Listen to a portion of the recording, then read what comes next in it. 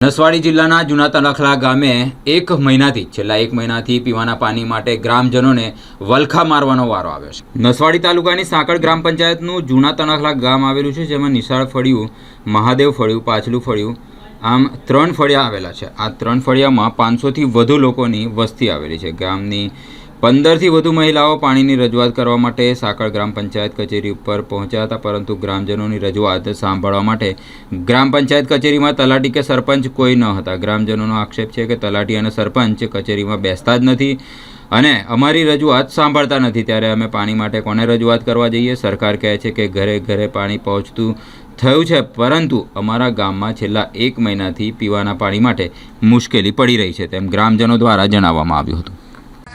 જૂના તણખલામાંથી અમે આવેલ છીએ, અમારે પાણી આવતું નથી। અમે અહીંયા ઓફિસે મળવા આવ્યા, તલાટી સાહેબ બી નહીં મળતા કે નહીં, અમને એ ભગુભાઈ સરપંચ બી નહીં મળતા, તો અમે રજૂઆત કોને કરીએ એમ?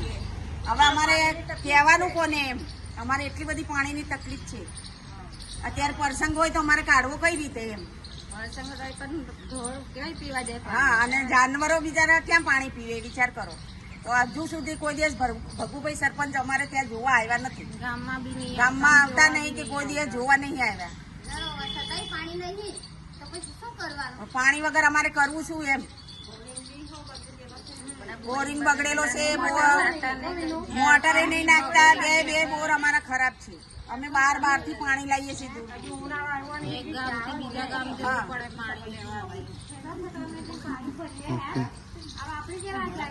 નિશાળમાંથી પાણી બદલાઈએ, અમુક ટાઈમે ઝાપો બંધ હોય તો અમારે ઉપરથી પાણી ભરવું પડે છે, કૂદીને જઈએ છીએ।